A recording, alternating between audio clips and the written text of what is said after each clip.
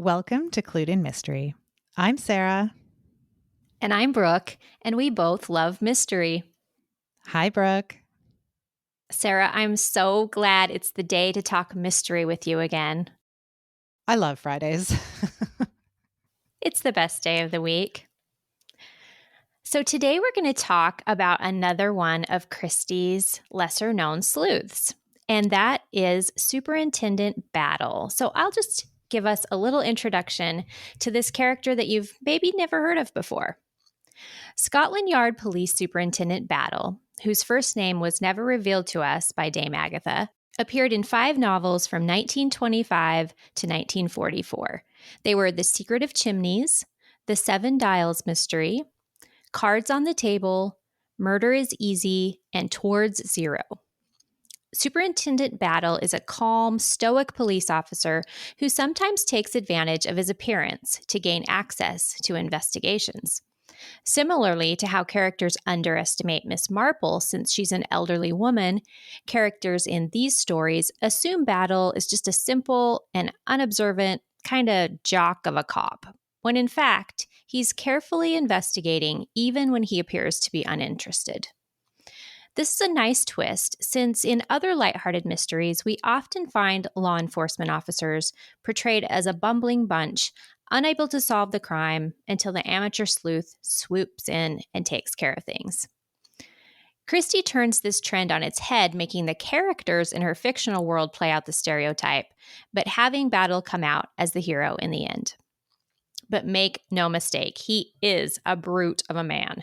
He's described many times with words such as square, wooden-faced, carved of wood, and out of the timber of a battleship.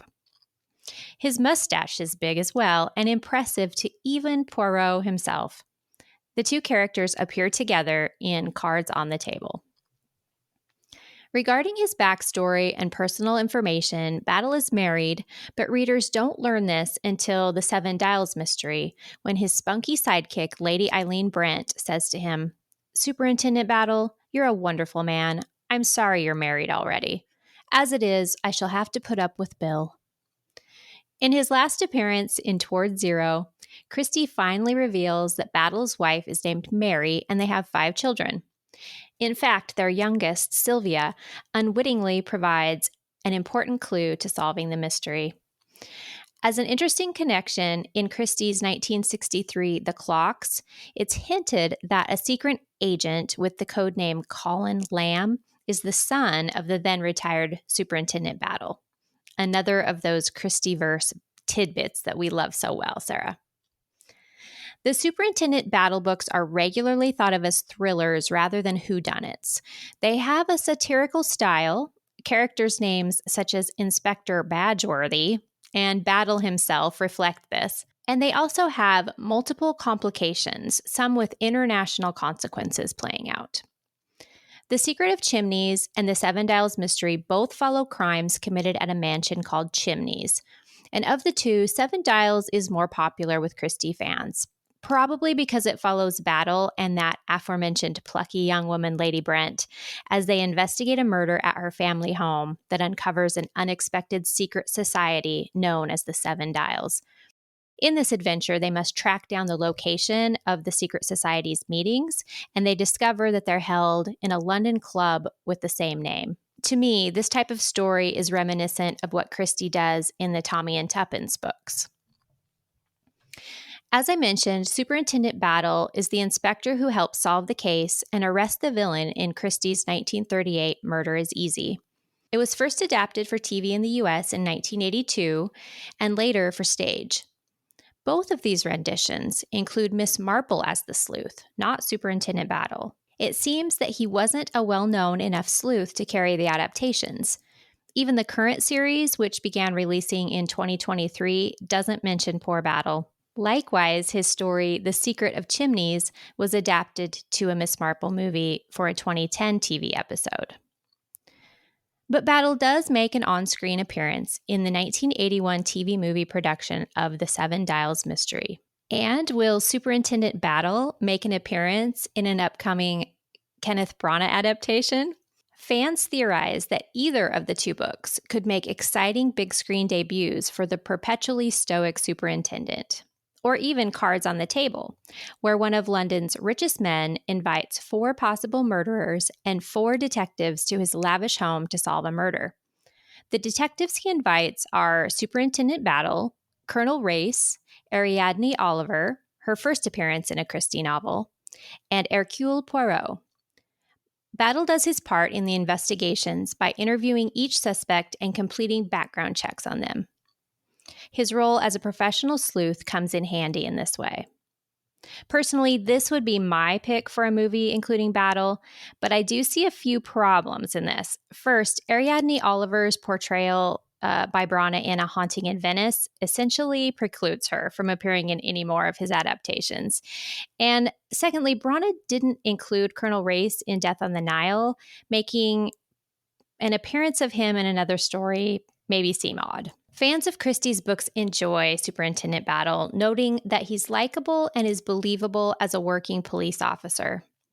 A Goodreads reviewer named Anne sums up this sleuth nicely. She writes, Superintendent Battle is the kind detective that stands back and interrogates people with a twitch of his eyebrows. He's there, working quietly behind the scenes to sniff out not only the murderer, but also whatever other secrets people are trying to keep from him. So, Sarah, have you read any of the novels that include Superintendent Battle? I have, Brooke. I've read Murder is Easy and The Secret of Chimneys. What about you? This week, I read Murder is Easy, and or rather, I listened, and I really like this character. I find him, as the other fans have said, really likable. He's kind of that good guy. Yeah, I would agree with that assessment. He appears quite late in that book, if I remember correctly. It's been a while since I've read it. But she's done that with some Poirot novels where, it's not until the final third that we actually see the sleuth. Exactly. Yeah, it's that trend that we're really, I think starting to notice. And these are still, Murder is Easy is 1938, so not at the very beginning of her career, but considering the length of it, kind of her earlier stories. And I feel like that's something she was doing quite often then, is letting the characters, the people involved in the mystery, flounder a little bit. And then Mhm. her signature sleuth comes in and helps straighten the story out.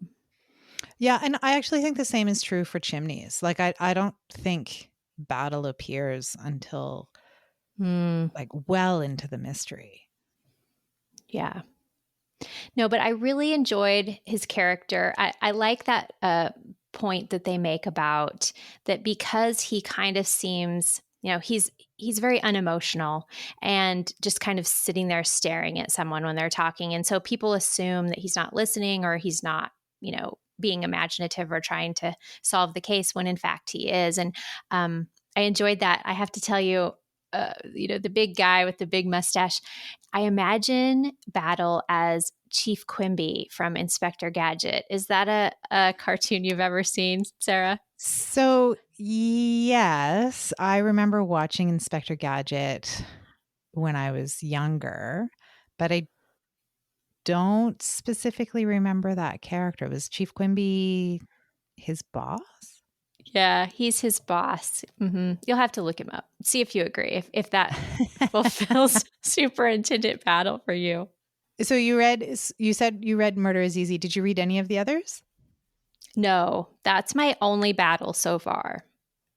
Yeah, I definitely want to read some more of them, and it almost seems like he's a his stories are ones you would want to read in order, as you kind of uncover a little bit more about him.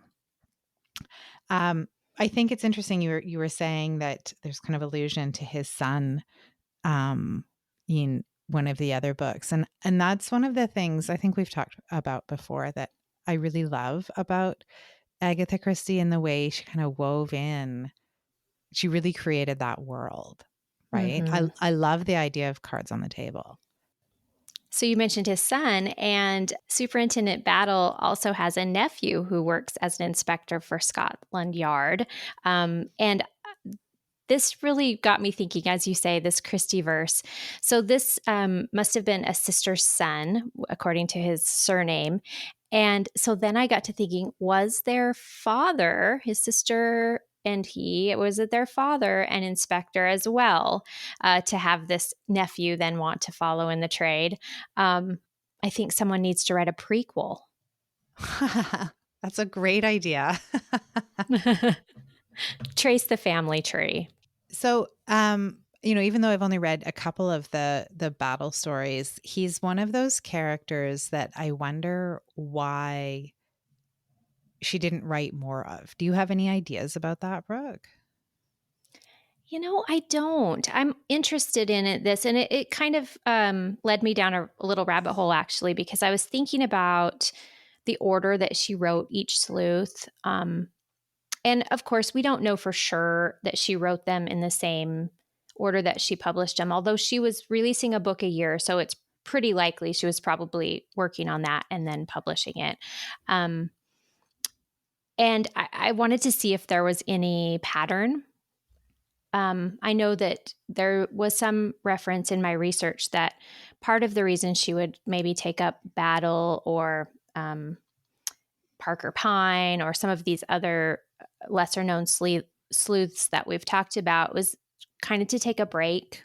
This was a very heavy Poirot time of her career, and we know that he was one of her harder characters to write. Maybe she would get tired of him. So I kind of put together a list of the year that the book was published and who the sleuth was to see if I could find out if there was any pattern or anything. And I don't know if anyone else would be as interested in this sort of nerdy endeavor that I did, but I have a color-coded PDF, and we'll make that available to our newsletter subscribers if you're interested in seeing it too. But I didn't necessarily see a pattern per se, but it was interesting to see the way it was broken up, where there might be a string of Marples or Poirots, and then one of these other characters as the lead, or perhaps a book such as And Then There Were None, where really there's not a specific sleuth at all. It's more of a thriller.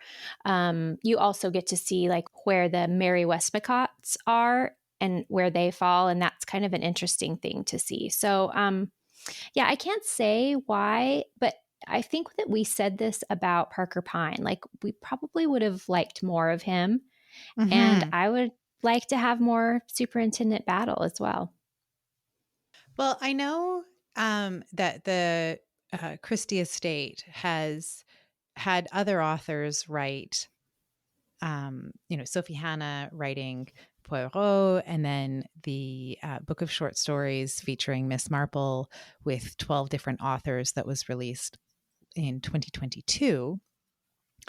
It would be really interesting to see if they commission someone to write, even if it's not another Superintendent Battle, but more Parker Pine or more Tommy and Tuppence, just to see if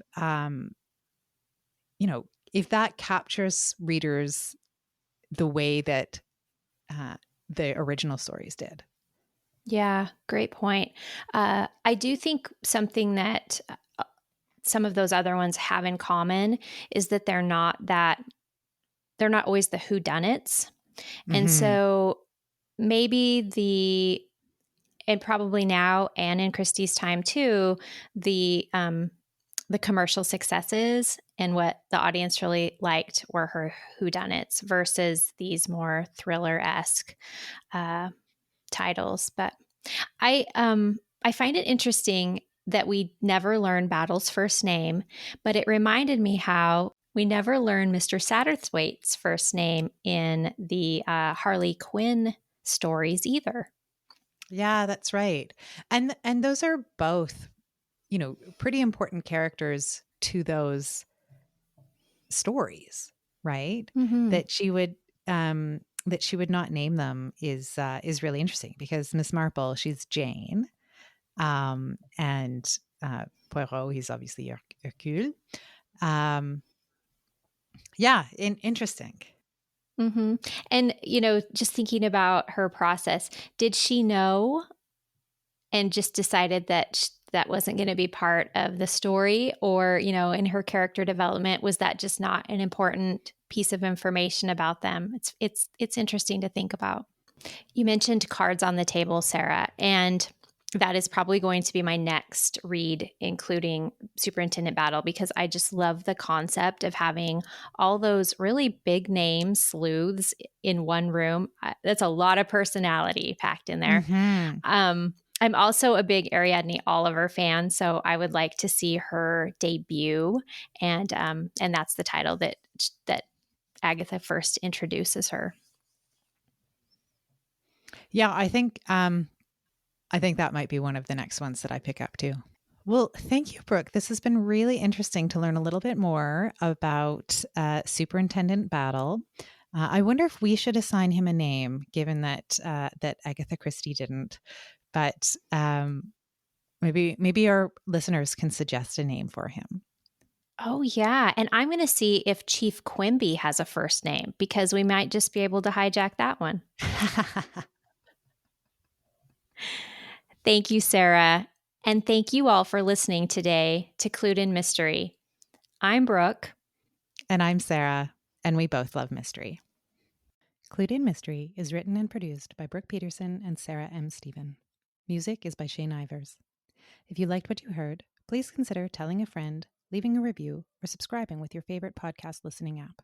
Visit our website at cluedinmystery.com to sign up for our newsletter, The Clued In Chronicle, or to join our paid membership, The Clued In Cartel. We're on social media at Clued In Mystery.